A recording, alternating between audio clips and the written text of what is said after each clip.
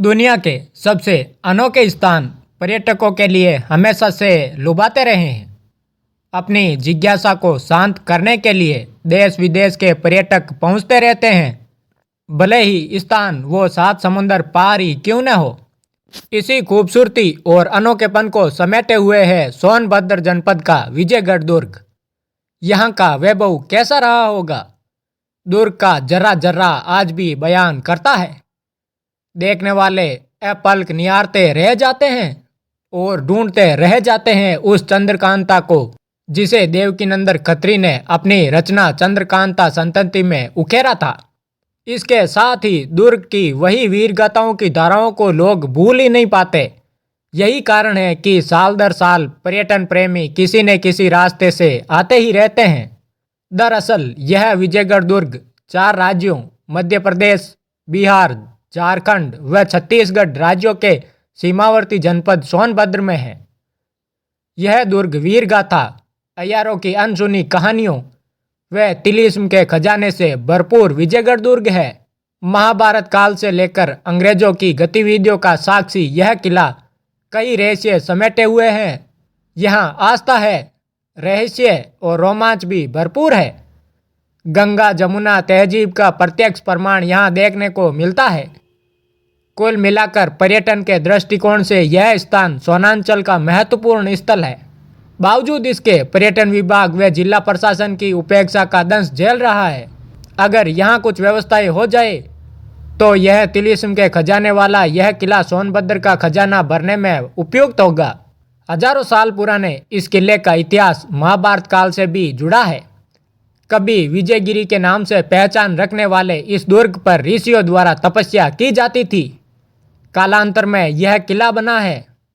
ऐसी मान्यता है कि चंद्रगुप्त मौर्य को जब मगध पर आक्रमण करना था तो उन्होंने अपनी सेना को इसी किले पर विश्राम कराया था।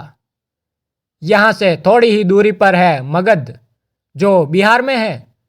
कुछ किताबों में किले की कहानी राजा चैत सिंह से भी जुड़ी बताई जाती है। यह किला तब और ज़्यादा सुर्खियों में आया जब 90 के दशक में दूरदर्शन पर देवकीनंदन खत्री द्वारा लिखे गए उपन्यास चंद्रकांता संतति पर आधारित सीरियल चला था। दोबारा भी इन दिनों चंद्रकांता धारावाहिक का प्रसारण भी शुरू किया गया है। उस दौर का रानी महल, कचहरी और महल की सुरक्षा के लिए बनी करीब 6 फीट चौड़ी वह दीवार आज भी है जिस पर क्रूर सिंह घोड़ा दौड़ाया करता था। इस किले से आस्था भी जुड़ी है। हर साल यहाँ हिंदुओं का मेला लगता है तो वही मुस्लिम समुदाय के लोग यहाँ स्थित मीरान साहब बाबा की मजार पर चादर चढ़ाते हैं। जो लोग उपन्यास कहानी पढ़ने के शौकीन होते हैं वह विजयगढ़ दुर्ग की कहानी से जरूर वाकिफ होते हैं। जो लोग नहीं थे उन्होंने 90 के दशक में दूरदर्शन की प्रस्तुति ने करा दिया। विजयगढ़ स्टेट की राजकुमारी चंद्रकांता और नौगढ़ के राजकुमार वीरेंद्र सिंह के अमर प्रेम की कहानी इसी किले में है। भगवान गणेश का मंदिर और मीरान शाह बाबा की मजार महज 700 मीटर की दूरी पर है।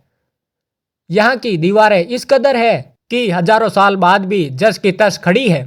खास बात तो यह है कि यहाँ का राम सरोवर तालाब जो सैकड़ों फीट की ऊंचाई पर भी गर्मी के दिनों में भी नहीं सूखता, इसकी गहराई के बारे में आज तक कोई पता नहीं कर पाया। नौगढ़ व चुनारगढ़ जाने के लिए गुप्त रास्ता और महल का मुख्य सिंह द्वार आज भी पर्यटकों को आकर्षित करता है।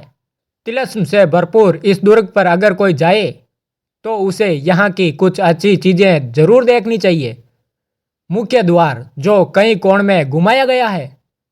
स्थिति यह है कि यहाँ अगर 2 लोगों को बंदूक देकर तैनात कर दिया जाए तो कोई रास्ता नहीं जो दुर्ग में प्रवेश दिला सके सिवाय हेलीकॉप्टर के। दूसरा है राम सरोवर तालाब जो 1850 फीट की ऊंचाई पर होने के बावजूद भीषण गर्मी में नहीं सूखता। ऐसी मान्यता है कि यह तालाब वरुण देव का वरदानी है। इस तालाब का पानी पूर्णिमा के दिन थोड़ा ही सही पर बढ़ता जरूर है।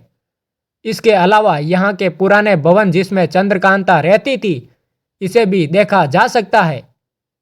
कई हजार साल पुराने तिलिस्म से भरपूर आस्था, रहस्य व रोमांच के संगम स्थित विजयगढ़ दुर्ग पर पर्यटन की अपार संभावनाएं हैं। देखरेख के अभाव में यह ऐतिहासिक किला खंडर में तब्दील होता जा रहा है। यहाँ की सीढ़ियों की मरम्मत कराकर दुर्ग का सुंदरीकरण कराया जा सकता है। साथ ही यहाँ थोड़ी ही दूरी पर स्थित महू कला तक की सड़क को बेहतर तरीके से बनाकर पर्यटकों को वहां से जोड़ा जा सकता है। यहाँ शौचालय व पेयजल का भी व्यापक इंतजाम जरूरी है। ऐतिहासिक विजयगढ़ दुर्ग पर पहुंचने के लिए वर्तमान समय में केवल निजी साधन ही उपलब्ध रहता है।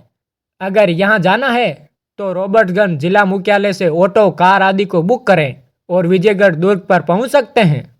बता दें कि रानी चंद्रकांता को बचपन में ही वाराणसी जनपद के नौगढ़ राज्य के अधिपति सुरेंद्र सिंह के बेटे से प्रेम हो गया था, जिनके पुत्र का नाम राजकुमार वीरेंद्र सिंह था।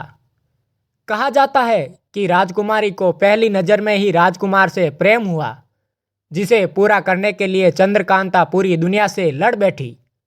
हालांकि इन दोनों की प्रेम कहानी किसी कारणवश पूरी नहीं हो सकी, लेकिन आज भी इन दोनों की प्रेम कहानी की मिसाल दी जाती है। लेखक देवकीनंदन खत्री के उपन्यास में उल्लेख मिलता है कि चंद्रकांता की प्रेम कहानी के बीच तमाम तरह के अवरोध थे, जैसे जाति।